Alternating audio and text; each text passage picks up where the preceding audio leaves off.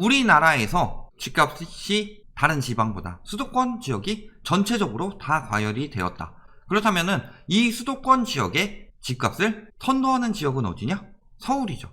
그렇다면 서울 집값을 선도하는 지역은 어디냐? 강남이다. 강남의 집값이 어떻게 진행되고 있느냐에 따라서 서울 그리고 수도권 넓게 보면 전국 집값까지도 예상할 수 있겠죠. 사실상 결국 집값은 실수요에 의해 결정되는 게 아니라 투기 수요들이 만들어 놓고서 집을 독점한 다음에 내놓는 호가에 의해서 결정된다. 왜 마스크 값이 얼마 전에 올랐을까요?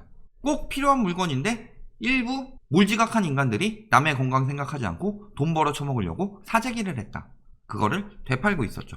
그러니까 시중에 물량이 줄어드니까 공급 부족인 것처럼 나타나고 비싼 돈 주고 팔아먹으려고 한 거죠. 근데 정부에서 억제해서 뭐 공적 마스크 공급을 했다든가 이런 형식으로 공급이 충분히 나왔다. 그런 애들한테 아예 마스크 거래, 개인 간 거래에 의해서 얼마 이상 하지 마라 라고 가격 규제를 했다. 그렇다면은 마스크는 금방 풀려서 공급은 풀리죠.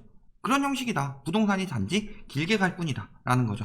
그렇다면 지금 어디를 봐야 된다? 강남을 봐야 되는 거죠. 강남, 강동 보합세 합류. 사실상 거의 보합세였는데 0.01 오르던 게 0.00으로 완연한 보합세가 되었더라. 그러면서 4구 아파트값 9주 연속 보합이다. 4구까지는 안 다를 거예요. 실질적으로 4구가 다 선동하는 건 아니고 정확히 따지면 2구가 선동하는데 보통 3구까지 묶어주니까 3구까지는 다를 거다. 0% 상승세 주춤. 언제부터 주춤했는데 이제 와서 주춤한 것처럼 이야기하고 있어요. 저가단지는 계속 오른다. 그래도 계속 오른다는 얘기하고 싶죠. 그럼 저가단지가 계속 오르는데 보합 계속되고 변동률 완전한 0%가 됐다 라는 건 고가단지가 떨어지고 있다는 거죠. 강남 중에서도 뭐가 핵심이에요? 강남 3구 중에서도 어떤 아파트들이 핵심이에요? 그 중에 선도 50 아파트라고 있는데 그게 대부분 강남 3구에 많이 몰려있죠. 그 아파트들이 핵심이죠. 그 아파트들은 저가단지가 없다. 재건축 아니면 신축 아니면 한강변 이런 식으로 입지가 좋은 선도 아파트들의 가격이 멈췄다 떨어졌다 이렇게 되는 게 문제죠. 그러면 저가단지는 당연히 따라가기 마련인데 잠깐의 시간차에 계속 이렇게 호도하고 있더라. 그러니까 요거 사는 사람들 생기면서 가격 방어선이 생기죠. 그동안의 투기꾼들은 팔고 빠지는 거고 실수요들이 물리는 거다. 집값 안 떨어진다고 하고서 아예 잔금일자 늦춰질수록 값 올려가는 형태의 매물도 나오고 있다. 저거 사면 진짜 망하는 거예요. 계약 취소하셔야 될 수도 있어요. 잔금일자 늦춰질수록 더 올릴 이유가 있나요? 내년부터는 장특공제에 거주요건 붙으니까 지금은 좀 싸게 팔아줘도 내년에는 내가 그만큼 수익 안 나오니까 더 비싸게 팔 거야. 근데 옆에서 더 법인 매물들 쏟아져 나오고 다주택 매물들 쏟아져 나온다. 솔직히 말해서 저런 쓰레기 물건은 사주면 안 된다. 변동률 그 전에 이렇게 올라가고 있었던 게 이렇게 꺾이다가 이제 0 됐다. 또 올라간다고요? 마음껏 기대하시죠. 기대는 누가 못합니까? 거기 강남 같은 경우는 이제 국가에 기여하게 보유세도 많이 내실 텐데 팔지 말고 기다리시면 돼요. 팔 사람들은 팔 거다. 부담되는 사람들. 선도 아파트 거래 현황. 리센츠 거래 안 되고 있죠. 잠실은 토지 거래 허가 구역이니까 그 영향도 크다. 그래서 7월 이후 거래 안 되고 있다. 이건 뭐 22억 5천 얘기하고 있는데 21억 5천 매물도 나오고 있다는 거죠. 더 높은 호가도 나오고 있고 그 다음에 도곡렉스 같은 경우도 27억 9천에 거래되는데 29억에 내놓기도 하고 25억에 내놓기도 한다. 그러니까 호가 맘대로 지들 맘대로죠. 자, 토지 거래 허가 구역 같은 경우는 다 입주 가능한 대로 들어가야 되죠. 갭투기 안 되죠. 그럼에도 불구하고 가격 떨어지고 있다. 지금 뭐 입주 가능한 거 엄청 비싸다는데. 자, 도곡렉스 보증금 승계하는데도 이렇게 올리고 있다. 아직도 호가의 욕심이 저렇게 심하다. 더 오를 것이니까 지금 저 가격에 안 팔 거야. 근데 나머지 계속 떨어지고 보면은 생각이 바뀌겠죠. 재건축 아파트들 어때요? 엄마 안 팔리고 있죠. 저번 달 거래 0건 하면서 막 기사들 나오고 있죠. 그리고 고점 찍었다고 하는데 저점 매물 나오고 있죠. 지금 최고점하고 최저점 매물 찍고 있는 거예요. 그 다음에 잠실주공 호단지 22억 8천 23억 이렇게 거래됐는데 떨어지고 있다는 거죠. 이미 거래량 씨가 말랐다. 저쪽엔 뭐 잠실 같은 경우야 토지거래 허가 구역이기도 하지만 음마도 그렇고 매매 거래량 어떻게 됐어요? 서울도 작살나고 있고 강남 3구 역시도 마찬가지다. 6월에 가장 많이 나왔다가 반토막, 3분의 2 토막, 반토막 이런 식으로 나오고 있죠. 뭐 시어건 아직이라고 치고 9월 거 아직 완료 안 됐어도 요거 3분의 2 토막까지 난다. 적어도 여기도 줄고 통파 줄고 반토막 여기까지 반토막이죠. 아주 작살나고 있다. 그 전에 종부세 양도세 폭탄 맞느니 강남 아파트 하루 만에 178건 증여했다. 증여할 만한 인간들 다 증여했죠. 지금 엄청나게 많이 했어요. 그러니까 안 떨어진다. 안 한 사람들은, 못한 사람들은 어떻게 해요? 강남에 이제 다주택 제로라고 할 수 있어요? 아직도 굉장히 비중이 높다. 그리고 8월 12일부터 증여 취득세율 강화 실행하고 있다. 그래서 더 증여가 늘어날 수 있냐? 이제 증여로 빠져나가는 길 막혔죠. 법인으로 빠져나가는 길 막혔죠. 임대사업자 막혔죠. 신탁 막혔죠. 다 막혔다. 그러면 이제 다주택자들이 할 수 있는 선택은 뭐가 남았느냐? 특히 강남 같은 경우는 세금이 세기 때문에 공제받으려고 한 채만 사더라도 법인으로 산 거 많죠. 법인 규제 강화되기 전에 올해 막 늘어났다. 서울 강남은 그렇지 않다. 그 전부터 아는 사람들이 미리 한 채씩 옮겨놨다. 리센치 옮기다가 저희가 잡아낸 것도 있었잖아요. 그런 상황인데 전세가도 역시 띄우고 있죠. 수도권 전세가 61주 연속 올라. 그러면서 뭐 대책 검토하고 있다. 대책 검토해야죠 사실.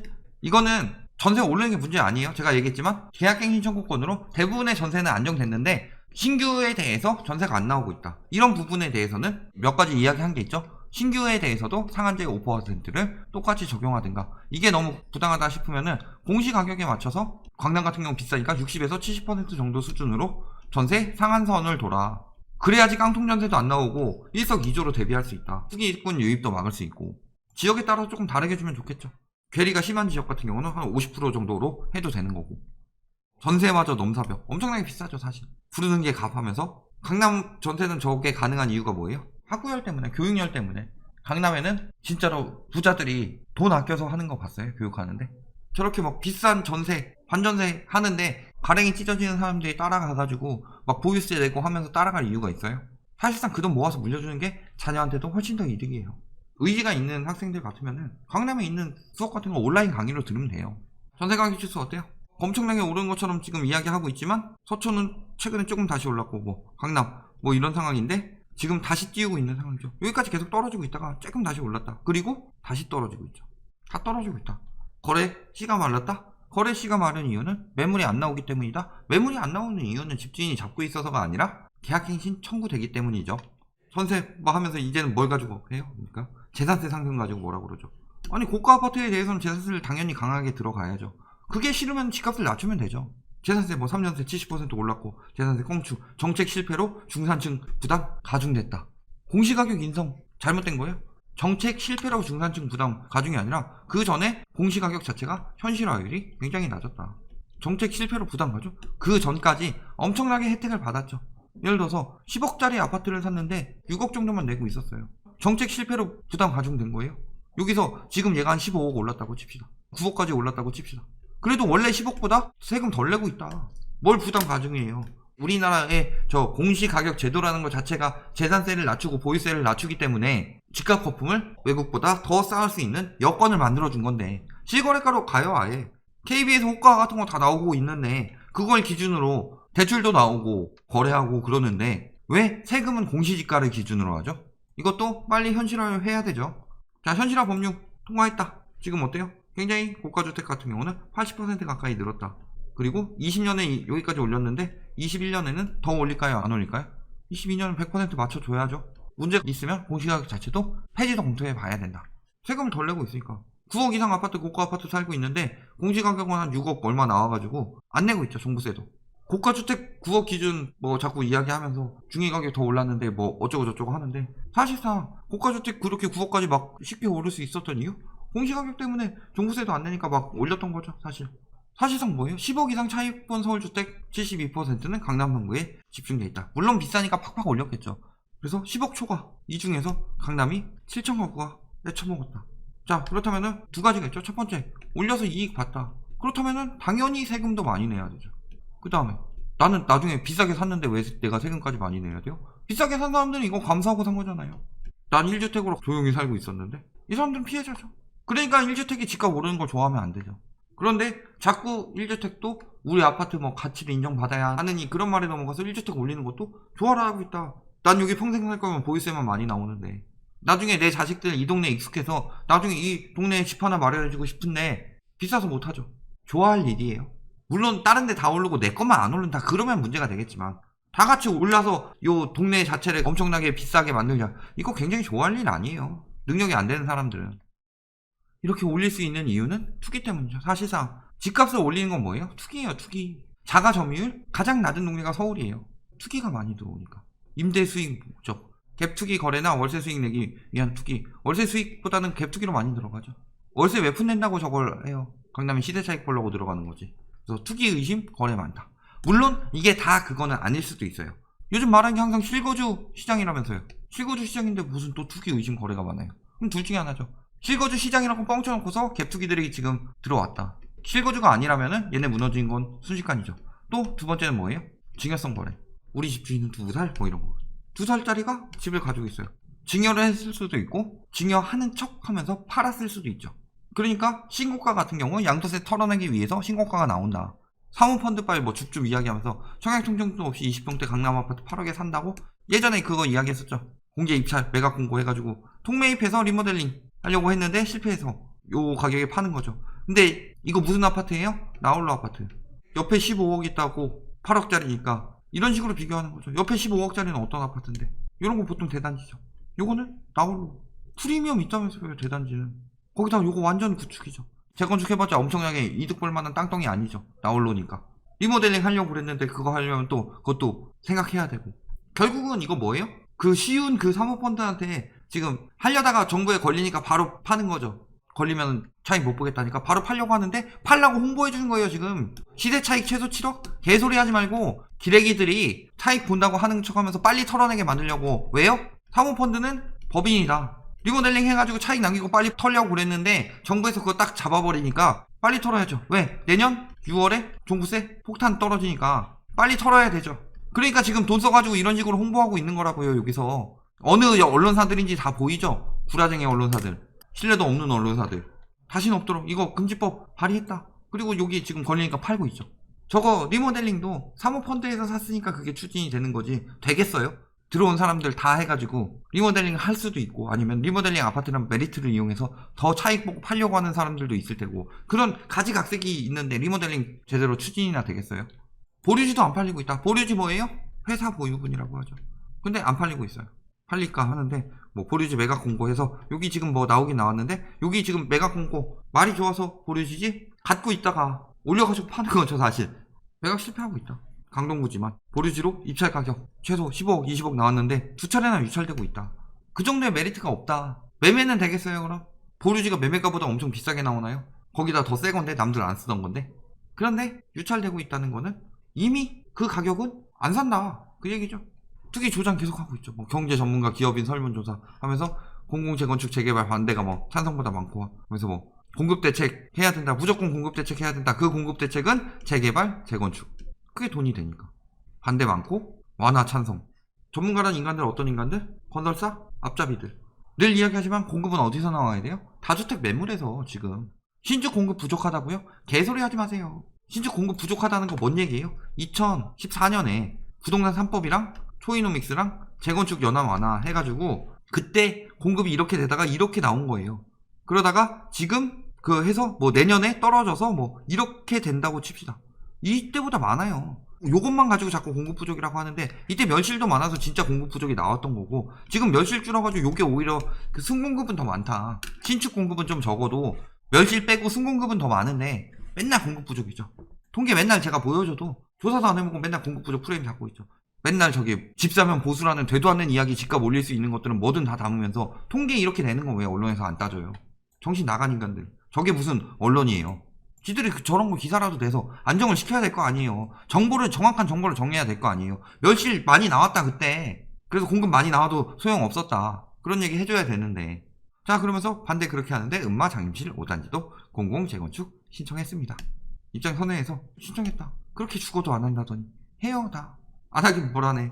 일단 컨설팅을 받아보자. 보통 두 가지가 있죠. 컨설팅에서 이유는 정보 파악하겠다. 첫 번째 이유는 그거고 또 두 번째는 뭐예요? 공공재건축 참여하면 공공재건축이 이득이 없다 하는데 분양가 상한제 생각해보면은 제초한 분양가 상한제 다 생각해보면은 공공재건축해도 더 손해다가 아니라 이득이 없다 정도죠. 그렇다면은 왜 공공재건축 이제 나중에 팔고 빠졌을 때 추후에 뭐 임대 아파트 있는 아파트라서 집값이 떨어질 것이다. 임대 아파트에 대한 그거는 차별 의식 갖는 것 자체가 머릿속에 폐기물이 들어있는 거고 공공재건축 참여하는 이유는 뭐예요? 빠른 진행을 위해서죠. 의도는 봐야 되죠. 어떻게 진행하는지. 그냥 컨설팅 해가지고 정보만 파악하려고 하는 꼬라지인지 안전진단 강화랑 여러가지 진행 안 되는데 정부에서 지원하는 저런 공공재건축 같은데 참여하면은 재건축이 빨리 진행되겠다 라고 싶은 거죠. 그렇다면 둘 다 정보 파악해보는 것도 재건축을 빨리 진행하려고 하는 거고 분양가 상한제가 시행됐음에도 그 다음에 빠른 진행하려는 것도 마찬가지다. 재건축이 안 한다고요? 안 하면 안 할수록 보유세 계속 나가고 그 아파트 들어가서 살자니 후지고 그렇다고 전세 주자니 전세도 많이 못 받고 그게 재건축의 되게 안 좋은 점이에요. 추진이 안 되면은 계속 손해를 보는 게 재건축이다. 그런데 규제가 강해서 재건축을 안 한다. 그거야 니들 생각이고요. 1년에 나가는 돈이 얼마인데도 있고 지금 2년 실거주 요건 때문에 사는 사람도 없다 별로. 벌써 이런 기사들 나오기 시작하죠 이제. 7억 예상 개포주공 5억에 팔아버린 폭망재테크. 2006년 11월 강남 같은 경우 이때가 거의 피크였죠. 7억 원에 매입했다가 나중에 5억 원 초반에 금매로 처분했다. 결국에 1억 원 넘게 손해보면서 뭐 우울증까지 겪었다. 여기 그나마 다행인 지역이죠. 반토막은 안 났잖아요. 그나마 요런 거 들고 왔죠. 왜? 반토막 난 거 들고 오면 엄청 많이 떨어질 것 같으니까 여기도 이런 떨어질 걸 기미가 보이니까 이제서야 그런 기사를 내는데 그렇게까지 못하겠다 라는 거죠. 앞으로도 분양 많이 남았습니다. 공급 없긴 뭔 개소리들 하고 있어요. 지금 분양가 상한제 적용되는 아파트들 분양되기 시작했죠. 뭐 하반기 분양 예측되어 있는 거 안 돼도 내년에 분양 나오겠죠. 신축 부족이요? 말도 안 되는 소리 하지 마세요. 공급 계속 됩니다. 결론 강남 3구 상승세 멈췄다. 이제 완전히 멈췄다. 거래량 박살나고 있죠. 압구정 뭐 최고가 신고가 찍은데요. 일부 지역 가지고 이야기하는 거죠. 거래량 박살이죠. 완전 절벽이죠. 그 다음에 문제는 뭐예요? 이제 증여도 안 돼. 임대사업자도 안 돼. 법인도 안 돼. 신탁도 안 돼. 1주택 말고 뭐가 문제다? 터지는 거는 법인이나 다주택부터. 그래도 계속 오른다? 미리 말씀드리지만 강남부터 터지기 시작할 것이고 그 여파는 지금 리먼때 이상으로 거품이 쌓였기 때문에 리먼때 이상으로 터질 것이고 터지게 된다면 그때 반토막 났으면 지금은 더 크게 날 수도 있다. 적어도 30% 이상은 떨어진다. 왜? 분양가 상한제가 앞장서서 30% 이상 내리고 있으니까. 여기까지 말씀드리겠습니다.